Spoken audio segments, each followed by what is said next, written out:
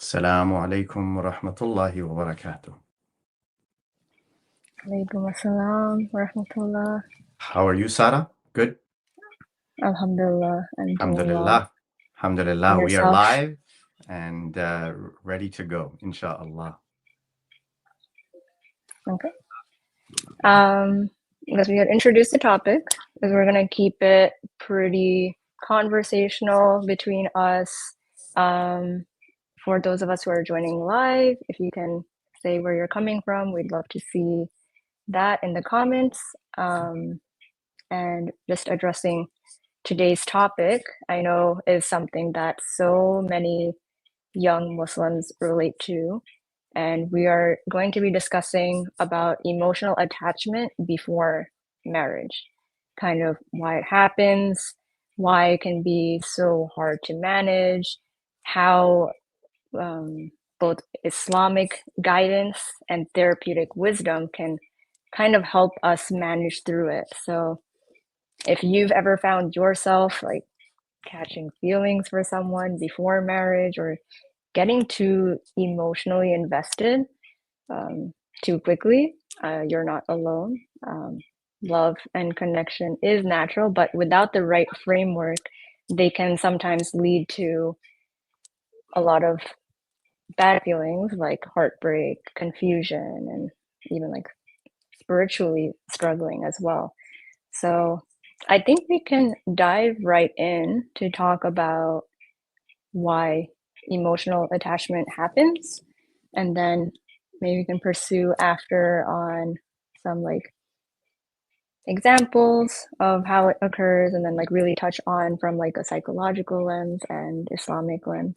Yeah, absolutely. And just to remind everyone that this is being brought to you by Psyched for You, which alhamdulillah is our initiative to intersect Islam and mental health, psychology, counseling, and therapy. And we're here for you. So Psyched for You is here for you in that we are trying to provide information, resources, tools for our communities to navigate the information that Sarah just provided. And inshallah, this will be a way for people to learn, connect, and even ask questions. So we encourage you to ask your questions, whether it is during this live session or even afterwards, and we are here to help in any way we can. Absolutely. I guess I could also like do a quick intro of myself for people who don't know who I am. I'm currently practicing in New York as a marriage and family therapy practitioner. Right now, I'm under supervision in True Mind Wellness, so I'm offering therapy services there. Been with the Psych for You team for I think is it almost 2 years. So alhamdulillah, like we really passionate about the work that we're trying to bring to our communities, and inshallah more if topics to come, follow our page. And I guess we could just jump right into the topics Yes. for today. Okay, so Sheikhna, I know you probably get so many different like messages and like emails and communication about different people who may have gotten attached to someone else before marriage. And what are like Islamically the things that, you know, how we address like this phenomenon happening, and then like from a psychological point of view of like how attachment happens. It's a very natural thing. It's not something to be ashamed of, but it is something that should be controlled. So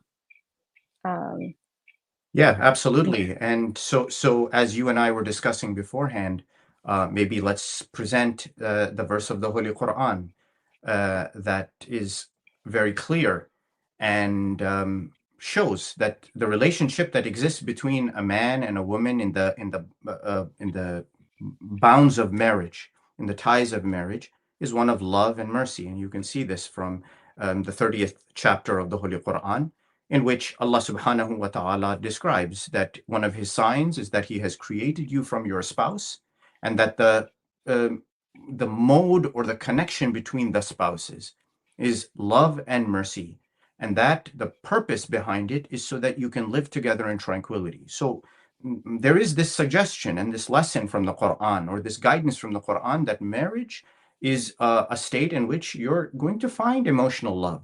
You're going to find emotional connection. It is going to be based on love and mercy and finding tranquility in each other. So this is a natural tendency. It is something that we all feel naturally, we all long for. So I think from the Islamic perspective, there's no question about that. That it is the natural inclination, and that's why even the reported hadith from Rasulullah sallallahu alaihi wa alihi wasallam is that marriage is considered to be half of your religion. So one who gets married has fulfilled half of their religious obligation, and that is it's very important, very key for us to consider. Yeah. Hmm. Absolutely. And I think one of the most important things when we're in this process of like spouse selection too is being cognizant of ourselves.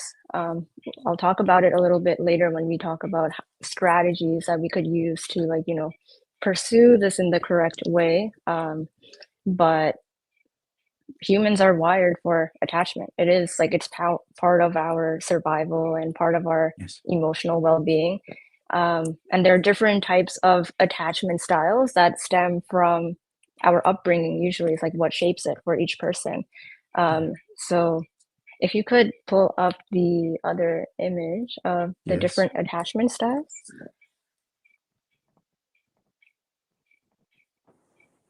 Yes. So these are these attachment styles really shape how we connect. So whether you're feeling, we need to be aware of like, do we have a secure attachment when we are thinking about when we're interacting with others? Where is this really stemming from? Like, are we feeling like anxious, and is it coming from like a place of loneliness, or when we're having conversations with the other person, and then you start noticing like, why am I like talking to this person? Like, what is the purpose of it? Mm. Um, what about like when we're even just like scrolling on social media, and if you send a quick message or you meet someone on like even if it's like Islamic, right? Like in an MSA environment or a ABSA, or like when we're interacting with the other gender, then it's important to also be very aware of like, okay, what is my attachment style? Because if I know I'm like an anxious attached person and I'm interacting with someone, like what are like things that I need to be aware of when I am interacting, and like catching myself in different moments. Um, So if you Sarah, have like a, yeah. if I could ask, sorry to interrupt, but Mhm. just so out of my own curiosity, two things that come to my mind that maybe you can shed light on. One, you said Mhm. that it's how you're raised, right? So your upbringing determines a lot of these attachment styles and the emotional value that we sort of ascribe to it. And then, so that's one question. Is that how it is? And the second question is, if someone has a, let's say, a preoccupied attachment sort of tendency, or even a fearful one, can those change over time? Are they situational, meaning do they change with situation to situation? Are they different for, let's say, one person, and if they're, let's say, secure for one person and preoccupied for another, can that happen? Absolutely. Yeah. Oftentimes you'll see that certain attachment style people end up attracting other attachment style folks. Like you'll often see like an anxiously attached person like really being very emotionally attached to someone who's avoidant, because every time that person's pulling away, the anxious person will keep on trying to like chase that person, in effort of either it's like trying to minimize loneliness in terms of like wanting validation. So to answer your other point of like, can this change? Absolutely. It takes a lot of self work. It can take therapy, Mm. reflection, and just really building that self awareness of, okay, like when am I catching myself behaving in this manner? In a point, it's like, okay, this is like really, you'll notice it like in your nervous system too, of like, okay, like with like the anxious attached, like you'll feel like either your heart might start racing when you didn't get like a certain response back from Yeah. someone, or Yeah. um something just like happened out of the blue, unexpected, and it's like that causes a lot of like the issues that we see in our communities today. Is like, okay, I felt like there was like some miscommunications here, or Yeah. Or you uh got ghosted. You got ghosted, if I'm using that term correctly, right? yeah, And then you you get start to wonder, ghosted. you wonder whether you got ghosted, right? Mm-hmm. And then Yeah. that just brings even more of those anxious feelings to come up. Mm, So mm, um it yeah. happens a lot. So are these all, so these four categories, are they all either positive or negative, or can there be aspects of them that are positive, but aspects of them that are simultaneously negative? Meaning, again, the reason I ask this is because it almost seems to me that emotion, particularly when it comes to a relationship between a husband and wife, is not going to be something that's static. It's not all one thing. It's a blend of things. It's almost like a spectrum of emotion that you sort of fade in and out of. So is it like that? Is it all positive, all negative, or is it a blend? Or how would sort of a layperson understand this? Yeah, I think the ideal, the healthiest place that we want to like approach and be is in the secure. So the other Mm, quadrants here are falling on some type of negative axis. So um actually it should be reversed, I guess, unless my screen is not right. But like preoccupied, dismissive, and fearful, there is like a negative component here that can cause like issues in relationships, or even issues in when you're trying to like be logical in your approach of like finding a spouse. These feelings come up. So if you are very preoccupied and you're self-doubting and anxious and sensitive, then that can kind of limit your ability to really, like when you're assessing the other person you're mm, speaking to, yeah, yeah, you may read into things a little extra. Or if you are like being dismissive, like self-reliant, avoidant, distant, it's like, okay, you kind of are, you could be either like very fixed in your mindset and like, okay, this is like something that's not working, and like not being as open, like qualities that are essential for like a healthy relationship and a healthy marriage. There needs to be a kind of like openness and like willingness to like see the other person through. There's compromises, and then a lot of like self-awareness. Okay, like I'm noticing I'm tending to like retreat in conflict, or I notice that I am just really being super in my partner's face all the time when he's being distant. I see this all the time in couples therapy sessions, and we honestly, like a lot of the first step is to like restart learning how to communicate with each other yeah. before we're just like, if someone's been like an avoidant person their whole life, and then that starts to get tested in like serious relationships like marriage. So So family can be accepting the of key it. is to start before marriage, right? Then based on what you're Hmm. describing, right? So the key would be, especially for our young people, that as you're beginning to consider marriage and taking the steps to find a spouse, that the most important thing is to first look at yourself and say, what sort of emotional attachment do I have? What Hmm. sort of character, personality do I have, and what should I be aware of? And I think, I mean, the concept of self-knowledge is so important then. Absolutely. Yeah. Yeah. And even if Mm, you didn't do it before marriage, it doesn't mean you can't do it after marriage either. So the yeah. work can Yeah. always be done, Sure. um, to maintain stability in all of your relationships, even outside of marriage, even at work, Yeah. you know, with your family and friends, community. Yeah. And for those who are joining us again, if you have comments, please share with us. Have questions to ask, you can ask. And even if you want to just share where you're listening from, that's always wonderful. Yeah.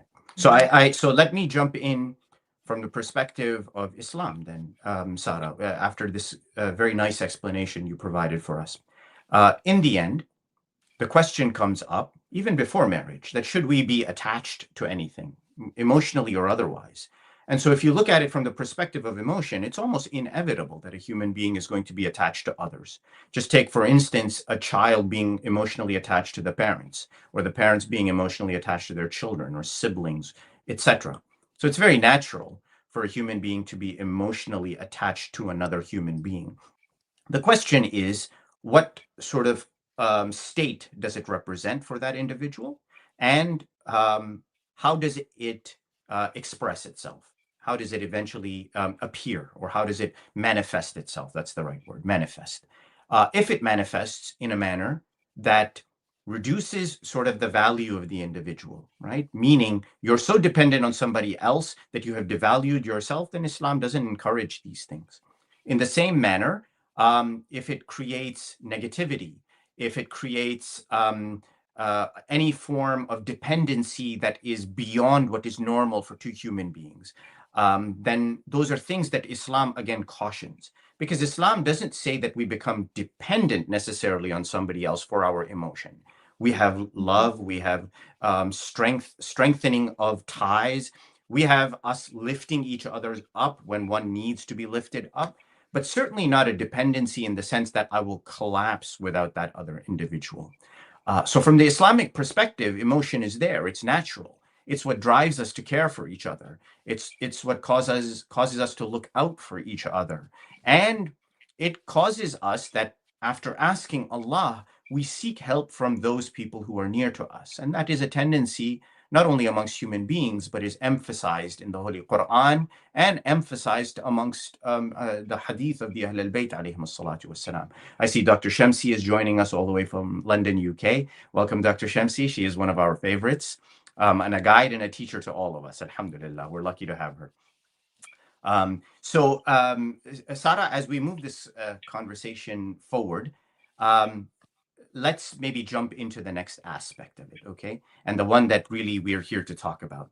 That what are the risks of getting too attached before marriage? All right. And this is let me preface this, that when two people, a young man and a young woman, or even middle-aged man and a middle-aged woman, want to get to know each other, and they're looking at each other as potential spouse or potential mate for the rest of their life, they're looking for that little spark, right? They're looking for that emotional connection.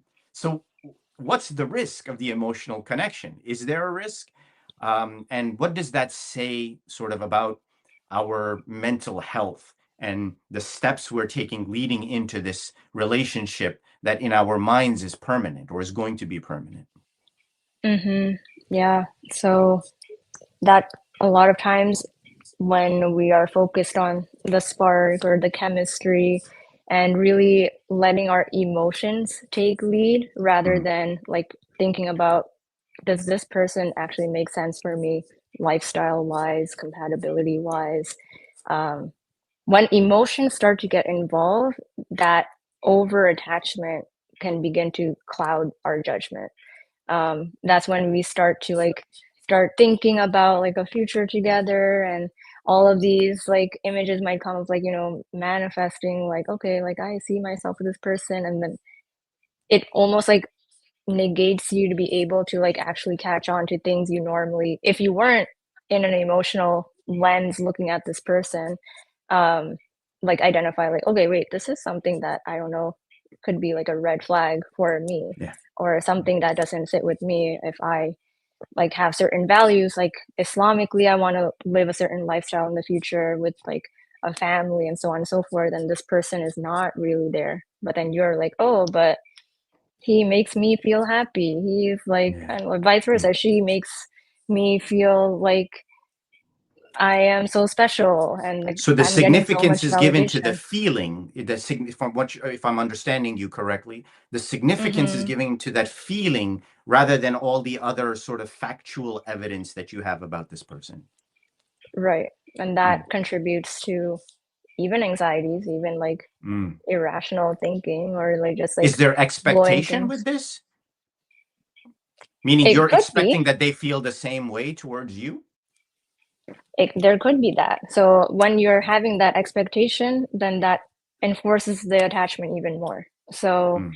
it will cause you like, when if there's like mixed signals coming from the other person too, then it's like, oh my god, like what's happening, this and this, rather than like Yeah. looking at it logically, like, okay, this is how the person is, like, is this right Mm. for me, or am I like setting like unrealistic expectations here? Yeah. It Yeah. really depends on the situation too. Like sometimes Sure.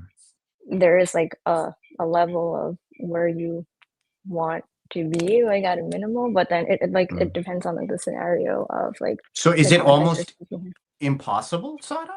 is it almost impossible to say, and that's what just came up in my mind, that is it impossible to expect two people who are trying to get to know each other, and we're not talking about the religious permissibility or not, we'll get to that in a second, Hmm. but is it almost Hmm. impossible to say two people who want to get to know each other and even have maybe a little bit of commonality for them to really put their emotions into perspective? Is that even possible? Is it sort of unreasonable to expect them to be able to do that? Um, I don't think so. You can like have certain expectations of Mm, like what you know like works for you in terms of like what are it's like in a certain level, like within a boundary too. Like yeah. sometimes I've had clients where their expectations were like, I need him to like text me good morning every day, and like this is like a sign of Mm, like his emotional involvement with me, or mm, I'm never gonna initiate a conversation, or like games start to come into play. So like this is all like looking at things primarily from like an emotional lens too, though you may think it's a logical thing or like a yeah. requirement, but it's really stemming from what? Like if you look deeper, is it like a validation thing? Is it a Mm, why are we making this emotional expectation or kind of yeah. creating a certain type of attachment? Sometimes we just feeling like lonelier, and then that's when expectations feel higher. It can come Yeah. in waves too. We're never like a straight line when it comes to Yeah. approaching conversations with others. Yeah. So do you think in my mind, let me give you sort of an example. As you Mm-hmm. mentioned, I speak to a lot of people about these issues, and we're here to discuss premarital, sort of navigating that premarital period before you actually get Right. married. Mm-hmm. But instances in which, for example, you have two people who are conversing with each other. Again, we're not discussing right now just the permissibility or prohibition from the Islamic perspective, but these are two people who are talking to each other. They've Mm-hmm. developed some amount of a rapport, let's say a connection, maybe an emotional connection. But let's Mm-hmm. say one of them, for example, the young woman feels that she's more emotionally attached to the young man, meaning she'll Mm-hmm. message him, six, seven times a day, asking him how he's going. He will sometimes respond, but sometimes he'll take hours to respond. And he rarely will ask her about how she's doing or initiate the conversation. But he seems engaged, like he seems like he's got emotion. In such a circumstance, would a young person um, give credence to the sort of emotional disconnect that's existing, or the cognitive dissonance that's occurring in their emotion? I don't know if you can even apply it that way, in their emotions, meaning something's telling them that, oh, I want to talk to this person. I want to have positive response from them. I want to feel like they care about me. They're interested in me. But something inside me is telling me that they're not right, and because they're just not reaching out to me, they're not initiating the conversation, and they may check off all the other boxes. They may be Mm-hmm. religious, they may have the good character, etc. All the things check off. They're educated, they have the career that we're looking for, etc. But this one emotional, let's say, deficiency is there. Should we give credence to this? Should people be saying, this is something that we don't just ignore and shelf away and move forward? Mm-hmm. Yeah.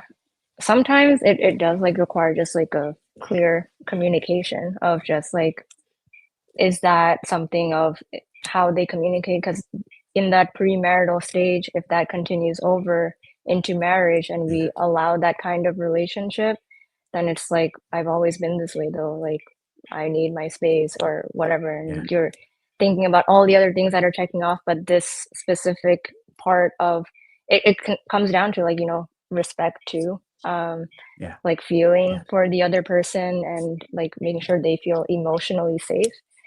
That's one of like the biggest things that when that's not there, um, it contributes to a lot of other types of issues and Mm, overthinking and mm. um, So struggle. But is there, sorry again to cut you off, but is there a way to tell that this is not overthinking and that in fact they've hit the nail on the head? This person is not suitable from the emotional perspective, as a spouse, as a future spouse? Is there a way to tell? um, it's difficult to tell from like Yeah, the yeah, emotional side. Like you can't sure. really um see that until like real issues come up and when you're Mm, actually married. So it does yeah, come out of the equation, especially in this part of the getting to know. uh, yeah, Emotions are yeah. variant always.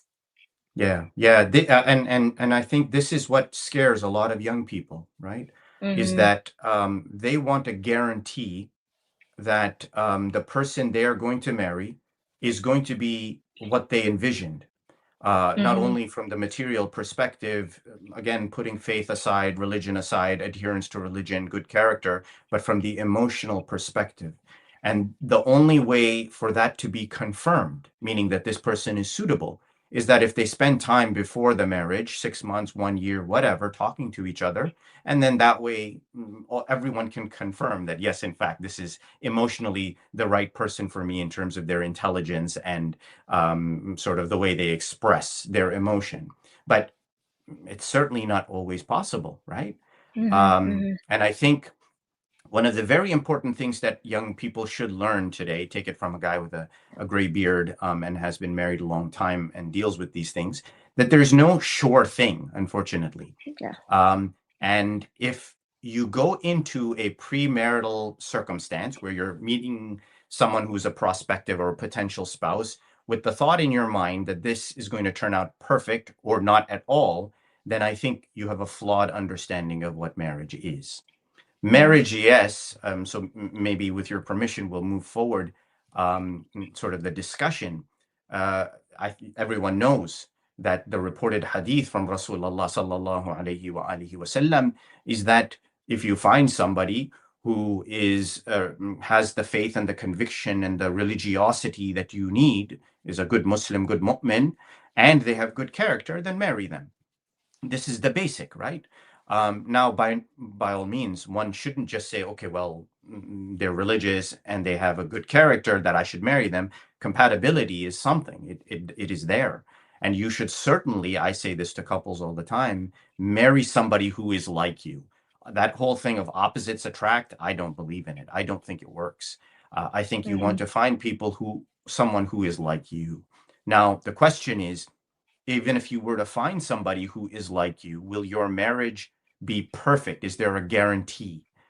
And I think young people who are hoping for that or think that that's going to happen may be in for sort of a rude awakening. Why? Because every marriage, irrespective of how compatible the spouses are, is going to face challenge. And so I think the right mindset when you come in, emotionally, rationally, from every perspective, is to go into marriage thinking, I found someone who's suitable. They've got the essentials that I want: faith, good character, they're honest, etc., good head of hair, etc., etc., whatever it is that you want in a spouse. Um, but I recognize that marriage is work and Mm-hmm. that I cannot um, ascribe or assign emotional value to the ups and downs in life when it comes to marital life. I hope that makes sense. At least that's what I've learned. Mm-hmm. Marital life, if your partner is a good person and you know they're a good person, ups and downs are going to occur. There should be no emotional value, meaning this is emotionally positive or emotionally negative. It's just the work of marriage that is required, right? And I think that is Mm-hmm. something extremely important. I don't know. What are your thoughts on that? Absolutely. Yeah. I see so many times with clients, this literally like last week I had another couple come in saying, I just want to know if he loves me or I Yeah, don't like yeah, the and he just like wouldn't say it and he had his own way of like expressing his love and care in the hmm, marriage and she yeah, was just extremely anxious and like the value she was placing in like the emotional validation was yeah, way too high and that was like the wall yeah, that was coming up in their marriage struggles like time and time again. mm, So it's like what are the actual things that we're like working on in the marriage or even like pre-marriage, like what are we looking for, but it leads to eventually that. So just placing the emotional like am I feeling a spark or is he vibing with me or um sometimes you'll feel that, and then the other important things get missed, and then that change. Like you'll see so many times, like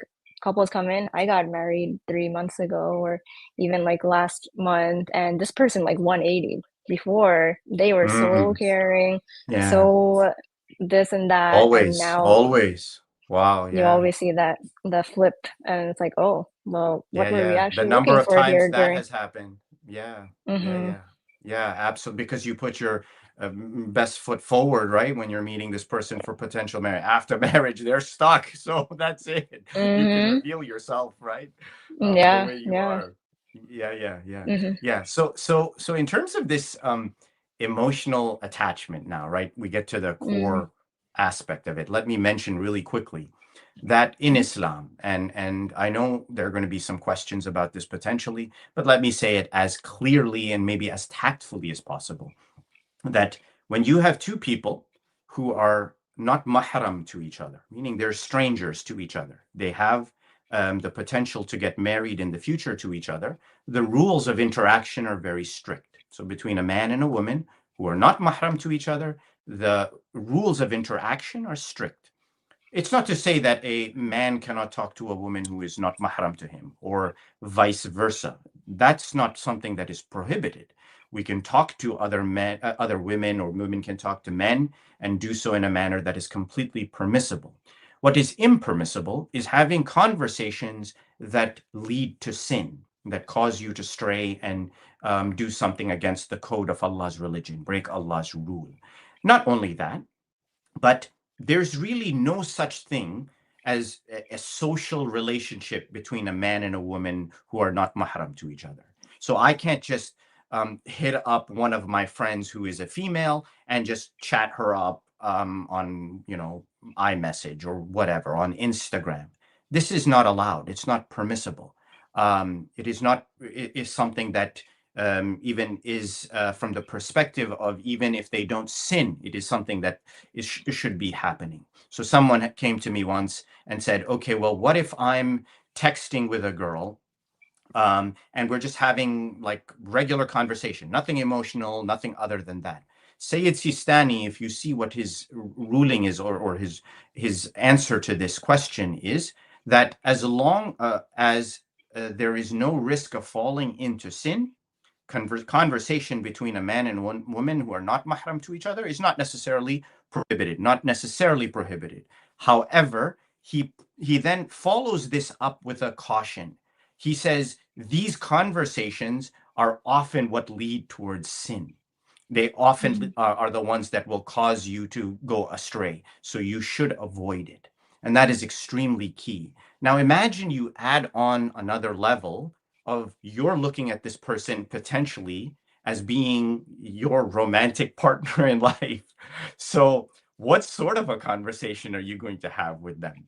So, let me just say it, that Mm-hmm. conversation between a man and a woman who want to get to know each other before marriage and want to learn about each other, it's very difficult for them to do that outside the bounds of marriage, meaning that inevitably they will talk to each other, they will converse with each other, text with each other, and it will become emotional, or it will become in a manner that gets them attached to each other, unless they absolutely have no chemistry and don't like each other, and that one conversation is a one-off, right? So that's why it's difficult. That's why I'll say it very openly, that temporary marriage is a very good option. Why? Because you get into the temporary marriage for the purpose of speaking and talking and getting to know each other, and you do so in a manner that is permissible by Allah. Now you don't have to worry about sinning. You don't have to worry Mm-hmm. about transgressing the rules of Allah.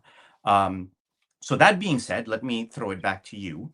Let's again put aside the issue of temporary marriage, or permissibility and non permissibility. But when these two individuals are talking to each other for the purpose of getting to know each other for marriage, um, how do they navigate sort of that emotional aspect, right? Because it's inevitable. You're looking at this individual as a potential spouse, someone Mm-hmm. who you're going to spend the rest of your life with. It's impossible, almost again going back to that same point, not to get emotionally attached.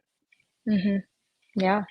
I think over here it's like really key and crucial to like have your boundaries and like what we're actually talking about here and how we are talking to each other, especially with like in social media. Like, oh, are we like sending random reels every day that are funny? Yeah, And are we like joking around with each other? Are we yeah, um, like speaking outside of like what are the true important questions that you want to know about in terms of like what you know are things that you may need in a marriage for yourself and what he or she like may want and like speaking to those important issues that actually like matter um and keeping it there than like sometimes getting on tangents and even like how often are you talking, how late are you talking, like these yeah, things also come into play. And how emotions, like if I'm texting someone late at night, like I'm not fully in my, you know, logical mode, or emotions can be more likely to be influenced of like, let me try asking a question that like leads into like an emotional type of question, or like yeah, it sometimes it doesn't even happen intentionally, but you need to like be very careful in like how you're maintaining like Islamic boundaries, even like in any kind of like premarital context of yeah, conversing with the other person and staying yeah. true to what is the goal here of why we're talking. Yeah. So you see the question from Mahsa. I don't know if you saw that. How do you keep your heart open while still protecting yourself emotionally? Yeah. And that'll lead me to my next question then, Sarah, that Mm-hmm, let's say that emotional connection occurs and one of them breaks it off. And this is happening a lot, mm-hmm, unfortunately, where young people are talking to each other for the purpose of marriage. 6 months goes by, and then one of them suddenly breaks it off, and now you've got this sort of heartbreak that occurs, and they weren't even married at this point, right?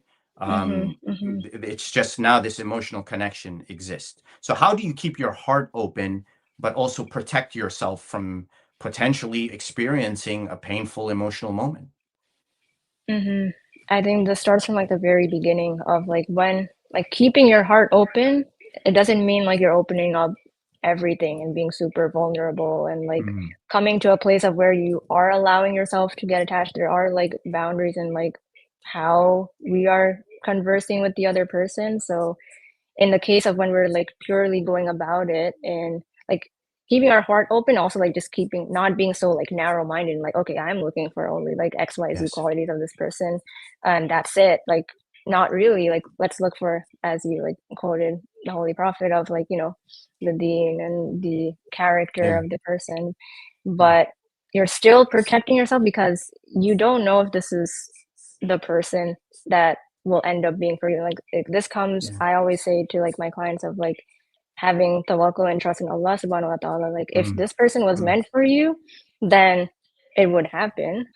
yeah. But sometimes people like with their attachment styles, like they'll try to force like certain relationships and certain people that they started envisioning a whole future with, and then that attachment started. And then when the other person breaks it off, then it's like completely heart shattering and breaking. Yeah.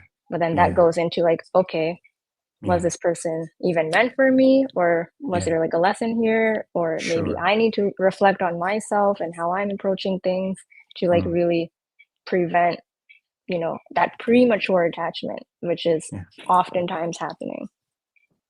Yeah, I think that you made some great points, and if I can add to that, my feeling, and I am again, I'm not a psychologist or a mental health professional, but just from seeing it from the perspective of being a scholar and dealing with these cases quite a bit, unfortunately, um, I wonder if the issue is that when you come into the circumstance, even prior to marriage, even prior to any commitments being made before marriage, and you're looking at that person with romantic eyes, right? Mm-hmm. Um, that's very different than looking at a person from the perspective of pragmatism and from the perspective of religious suitability. Um, and maybe it would behoove us, and I know this is not easy, to teach our young generations that when you come to find a potential spouse, the priority should be given to religious adherence and character. Mhm. Character, religious adherence, obviously, but character will tell you almost, if you look at it carefully enough, if you consult with your elders who can see things in a manner that's different from yours, maybe with a little more wisdom, that character will tell you what sort of romantic partner your future spouse is going to be. And I think you can Mhm. tell some of those things. That way, you prevent yourself from becoming too emotionally or romantically invested into the Mhm. circumstance, right? And I Right. think that is extremely key because the potential pitfall is very big then. And so you come into it, um, whether you're now the key, and let me mention this, that if the issue becomes a romantic issue and there is romantic interaction between two people outside of the bounds of marriage, meaning it's in the premarital stage, and they've developed this interaction, then that is not permissible. And Mhm. if it falls apart, not only have you committed a sin, but you're now facing heartbreak. On the other hand, let's say they made it permissible, right? They're not permanently married, but they're having this Mhm. interaction within the rules of Islam, and they develop this romantic connection. There's still that risk that if it Mhm. doesn't work out and turn into a permanent marriage, without me having to give all the details, that emotional heartbreak is going to be there, right? Mhm. So maybe we have to reframe how we approach marriage. And maybe the Mhm. modern era, unfortunately, with all the Instagram chats and the the video chats and all of our modern conferences that are taking place where young Shia individuals are meeting with each other and the opposite sexes are interacting, maybe we have to be more careful in those interactions. I don't know if you have any thoughts on that. Yeah, absolutely. Like even just thinking about like oftentimes you'll hear like, okay, but then how am I supposed to like get to know someone, Yeah, or yeah, how else are we supposed to like really make sure that this person like we're on the same wavelength? And we talked about the emotional connection too, but even like on values and so on and so forth. But that's why Islam is so beautiful, and like having these values of modesty and lowering your gaze like in these kinds of yeah. conferences and stuff, because why is that in place? Literally for this reason of protecting yourself. Beautiful answer. And Yeah, I couldn't it's agree more. Yeah, mhm. So having faith in that, like this is in place for a reason, it's in place for yeah, our benefit, and then yeah. inshallah if followed beautifully, then there would be a barakah in your future, and inshallah you find like the right person for you. Yeah, yeah. In Islam, the term iffa is used, right? Iffa, which Mm, basically means chastity, or modesty, like you described. I think mm, it would behoove anyone who wants to get married to practice that, mhm, and to say, okay, I'm going to go into this with an open heart, but I'm not opening the door 100% to become romantically connected, because that mhm, romantic connection has to develop after marriage, not before. Yes, you absolutely. look for compatibility. You can look for compatibility. You can look for personality traits that match yours, etc. These sorts of things.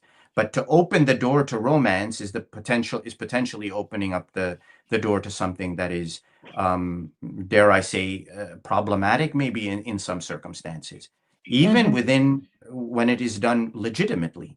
So let me give you the right. example of somebody who described their situation to me, and this is happening a lot as well. This person, this young woman, she was divorced, and she wanted to get married again. And so a young man came to her and proposed that they do a temporary marriage, and in the bounds of that temporary marriage, get to know each other. And he had sort of promised her that they are going to get married permanently, or at least had led her on to believe that that's what was going to eventually occur. After some time in this temporary marriage, he basically ghosted her. He stopped answering her. He stopped Mhm, giving any sort of indication that he was interested. And even though she reached out to him and kept asking him, he finally at the end said, "Look, it's not going to work out." And he gave sort of the typical, "It's not you, it's me. And, I'm not in that mm, place in my life." And this young woman was shattered. She was absolutely shattered. And it's quite horrible. Um, mhm, Mm, I want to address that just for 1 second. I Mm, think there's two issues here. One, what we already described, that we have to be very guarded, not in the sense that we put up this impenetrable wall, because to some mhm, degree we have to open ourselves up to the prospect of the person we want to marry, but we do have to be guarded. Whether a person has been married before or not, although the circumstances for a divorcee or a widow are very different, obviously, than somebody who's never been married before. But the same principle applies in the sense that you come into it looking at the character, the honesty, the trustworthiness, the loyalty of this person who you want to marry, and say, I'm going to develop a romantic relationship with them after marriage, mhm, and do so in a manner that is acceptable by the sort of code of Islam. The other thing that I want to mention that I hate to say is happening a lot is that, and unfortunately, this is happening because men are behaving this way.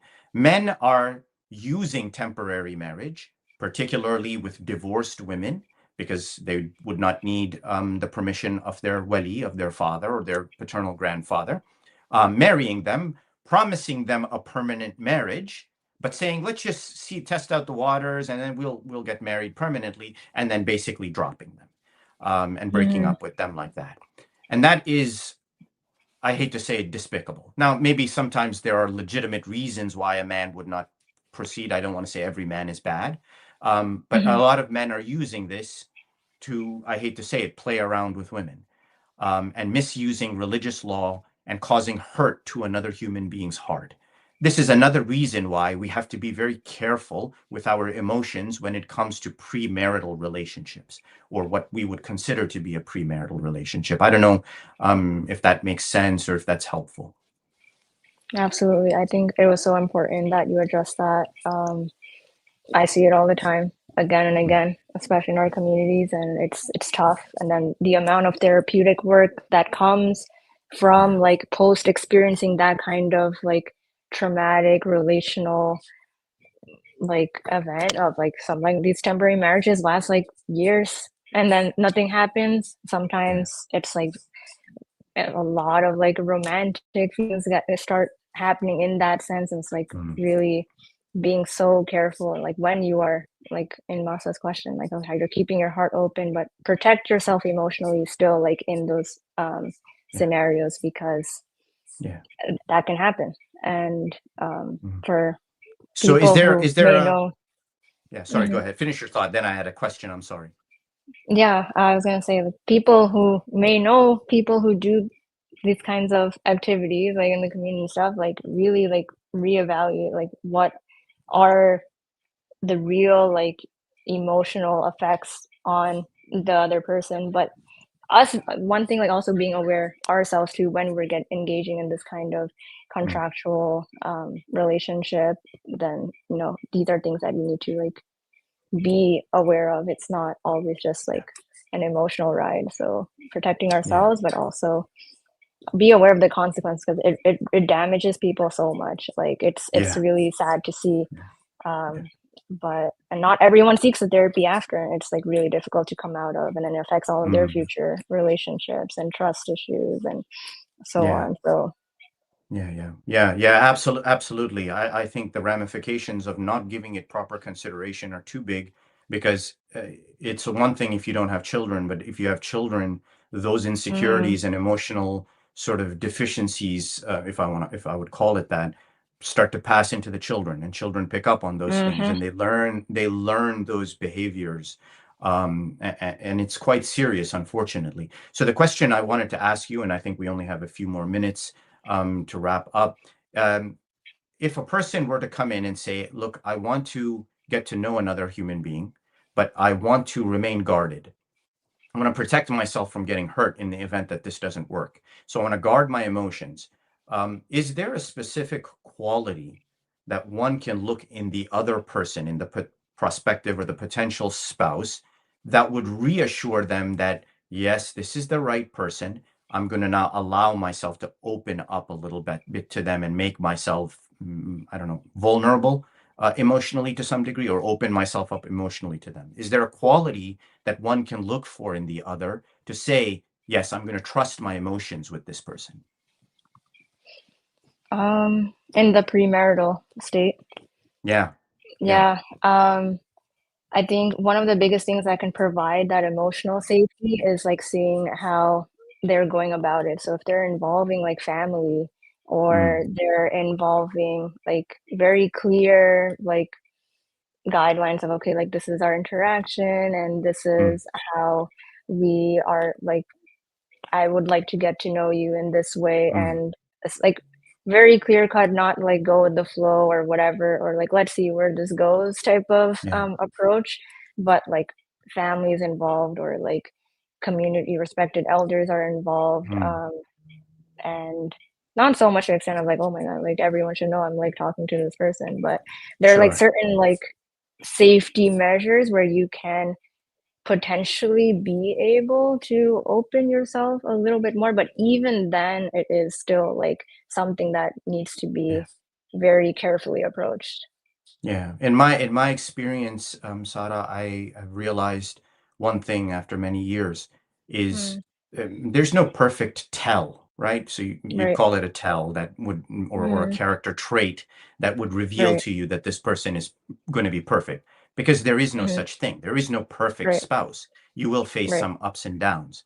But in my mind, and this is what that young woman who reached out to me about, um, the man who basically broke it off with her, I said two things to her. One, you don't want somebody who doesn't want you. Mhm, Yes, sometimes we need to sit and think about things and we need to work things out in our mind. But if a person has gone 9 months and they still don't know, or even 6 months and they still don't know, and they're giving you the runaround, they're playing around with you more often than not, right? So mhm, you mhm, don't want somebody like that. You want someone who's going to value you, who sees the value in you and immediately wants to snatch you up so that nobody else can take you, right? And marry you. mhm, This goes for both men and women. The other right. thing is, if I were to say that there's a tell, and it's not always easy to spot, but that's why they do what you just described, is have elders and people there with you who can help, is look for a spouse, men towards women, women towards men. Look for a spouse who will be a champion for your rights as a human being, Mm, right? Who you can confidently say that they will never allow injustice to be done to me, not by their own hands or the hands of anybody else.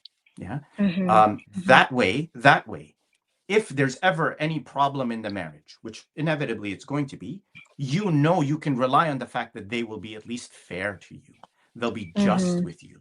They may not be emotionally available, they may not give you affection in the way you want it, but they will at least be just and fair to you to protect your rights.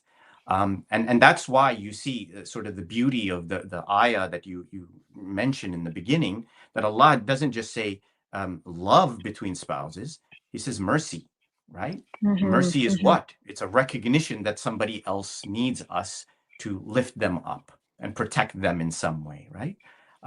So mhm, in my mind, that's something that if spouses, or people look for in their spouses or their future spouses, then that's a very important quality to have. Will my spouse, will this person, stand up for my rights once we get married? Will they champion, my well being? Will they look out for me and what's good for mhm. me, just like I would for them? And I think if the answer to that is no, that puts a very big question mark on this person being a good spouse. Yeah.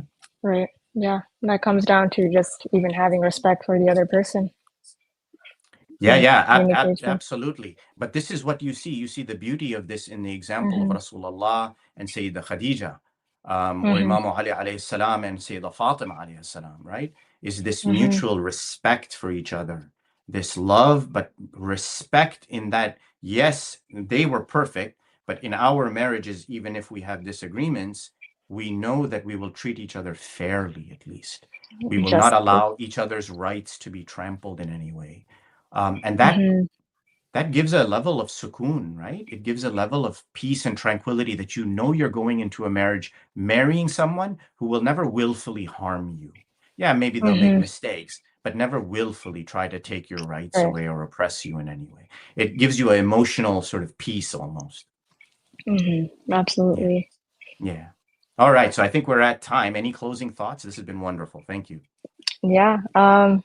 If there's one thing I could plug to like further destigmatize mental health services and therapy, Yeah. premarital Yeah. counseling is also Yeah. another one of those things. Like if this person is also like willing to sit with you and like go over like those rights, like does this even person even know what it means to be just to the other person, or are they have their own like mind view or cultural view of what that means?